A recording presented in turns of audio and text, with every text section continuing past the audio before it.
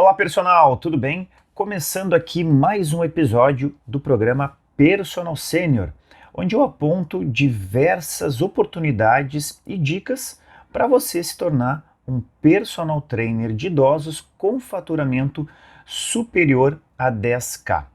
Eu sou o Guilherme e nesse vídeo eu vou mostrar por que o personal que trabalha com idosos deve sempre fazer exercícios de dupla tarefa com os seus alunos, né, para ser um profissional diferenciado.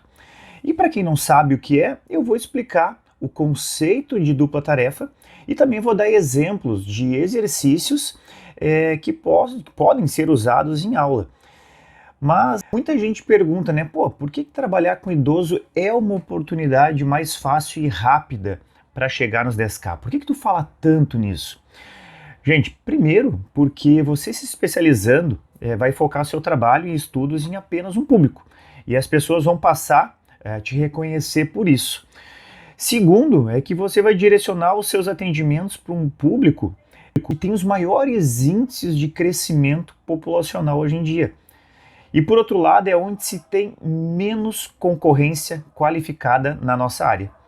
E terceiro, é que o público idoso tem como característica ficar sempre com o mesmo personal. Então assim, você vai ter mais estabilidade financeira. Mas claro, não basta você simplesmente atender um aluno idoso para conseguir manter ele com você. É claro que você precisa entregar um trabalho qualificado e com resultado para ele, né? Esses exercícios de dupla tarefa, eles são fundamentais para os idosos, né? Pela necessidade que eles têm. Então você precisa saber prescrever eles. Vamos lá ao assunto aí do vídeo, então. Gente, se vocês pararem para pensar, existem diversas situações diárias que exigem uma concentração maior da gente.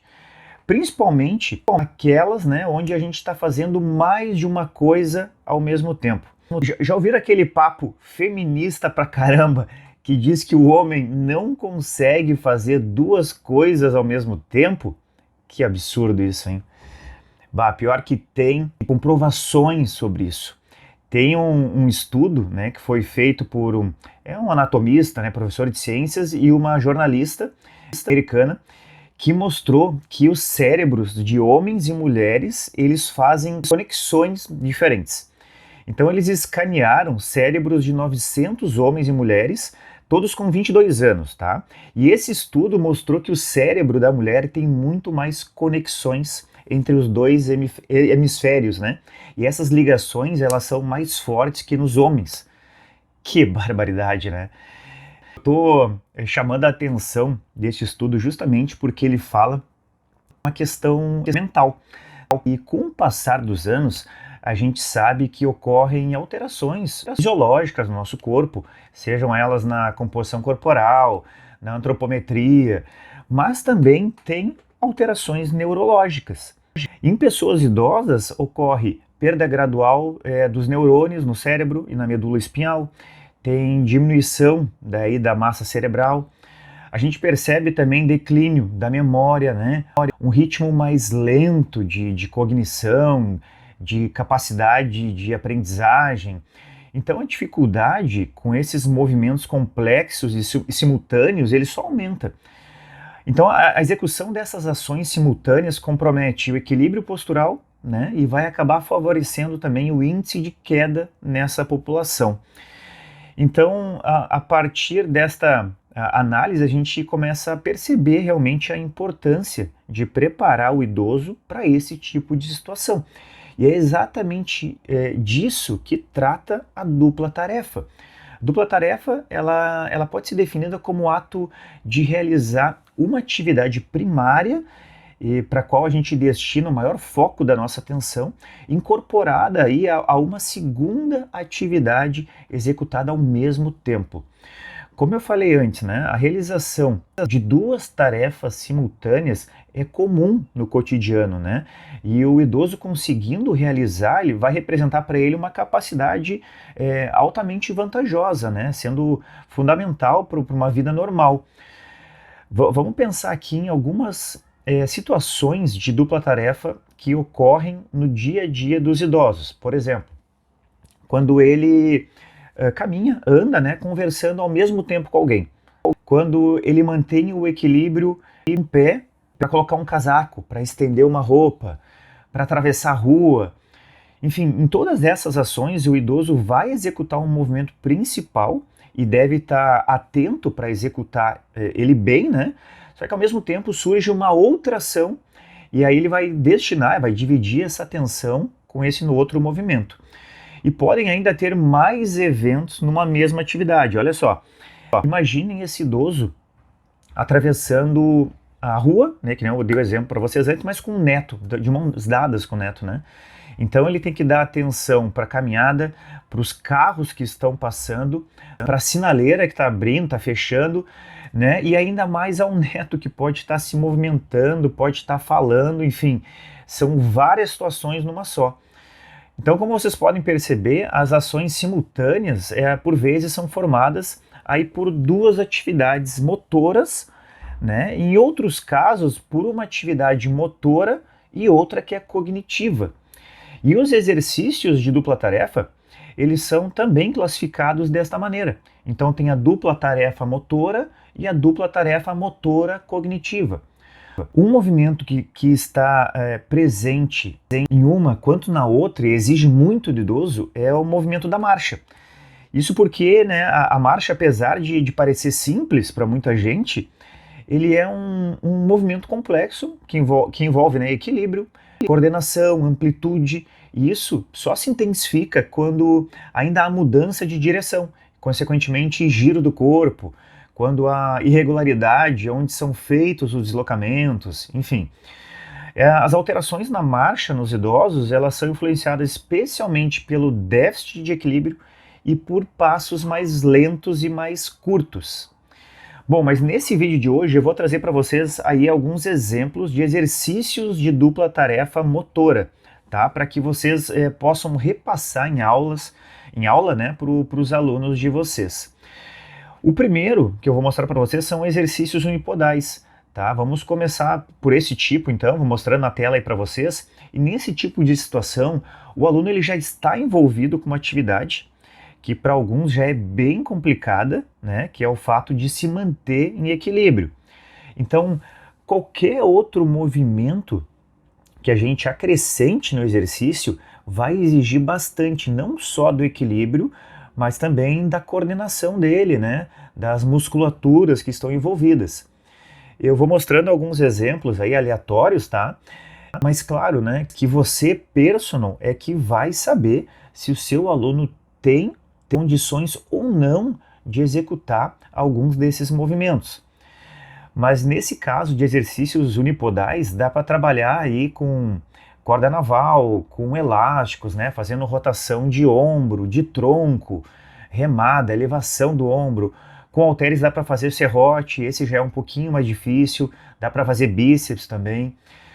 Tem exercícios também com marcha, com exercícios que envolvem a marcha, e aí a gente pode, além da marcha, adicionar outros movimentos, como rotações, como elevações com pesos, né? Um simples movimento de equilibrar um objeto numa mão só, né? Ou então deslocamentos, segurando um objeto, e aí envolvendo mudança de direção, envolvendo giro, colocando obstáculos. Todos esses movimentos promovem mais atenção e exigem mais do aluno. Eu gosto muito também de fazer exercícios naquela escadinha de agilidade, né? E eu uso aí uma bola para fazer com que o aluno jogue a bola para cima, quique a bola no chão, né? Ao mesmo tempo que faz os deslocamentos. E eu também posso aí ir variando esses deslocamentos que eu faço. Tá? Então são outras opções também. E tem também exercícios combinados, exercícios de força, né? E aí nesses combinados eu posso mesclar agachamentos com movimentos de membros superiores, panturrilha com ombro, posso mesclar aí dois movimentos de membros superiores, né? Por exemplo, fazer uma remada junto com uma elevação lateral, posso estar fazendo um abdominal com tríceps junto. O interessante é que além de ativar os músculos envolvidos diretamente nos exercícios, a região do core, né, acaba muitas vezes sendo ativada também, principalmente quando tem movimentos de rotação e de antirrotação do tronco. Então tem muita coisa que pode ser explorada. Agora eu quero chamar a atenção de vocês para a execução destes movimentos, tá? E como fazer os exercícios de dupla tarefa de maneira mais eficiente e adequada. A primeira coisa que a gente deve levar em consideração é a execução correta dos movimentos feitos de forma isolada. Então, antes de aplicar um exercício mais complexo, que vai exigir mais atenção do nosso aluno, além de coordenação, claro, e vai desestabilizar ele de alguma maneira, é preciso que ele aprenda a executar, né, com perfeição os exercícios de maneira isolada. Assim, ele evita de fazer movimento de qualquer jeito, com uma postura inadequada, ou talvez com uma amplitude reduzida, e de certa forma evita também algum tipo de lesão ou desconforto, né? Eu vou mostrar para vocês aí um exemplo de movimento combinado de abdução do quadril, uma mini band, junto com uma elevação lateral do ombro que eu faço com halteres, tá? Então vocês podem ver aí na imagem que o aluno aqui ele faz um afastamento curto das pernas. Então ele não vai ter praticamente nenhuma exigência nesses membros inferiores praticamente, né?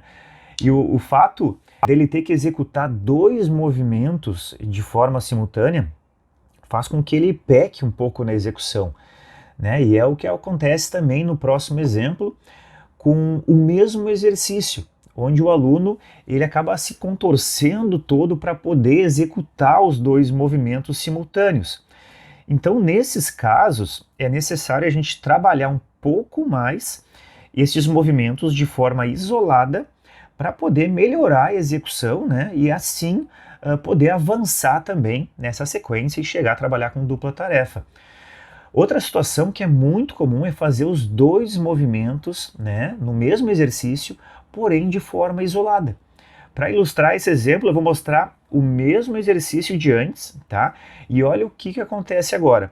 O aluno faz primeiro o movimento de perna para depois fazer o movimento de braço. Os 2 de forma isolada.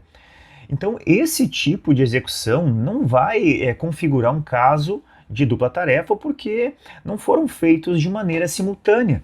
E eles não vão oferecer assim as mesmas dificuldades para esse aluno. Resumindo, para se aplicar então exercícios de dupla tarefa, é necessário que o aluno primeiro saiba executar os movimentos, né, de maneira correta e que sejam feitos de maneira simultânea, para que o exercício ofereça sim, as exigências que esse método aí oferece. E para isso acontecer, quem deve saber orientar é o personal.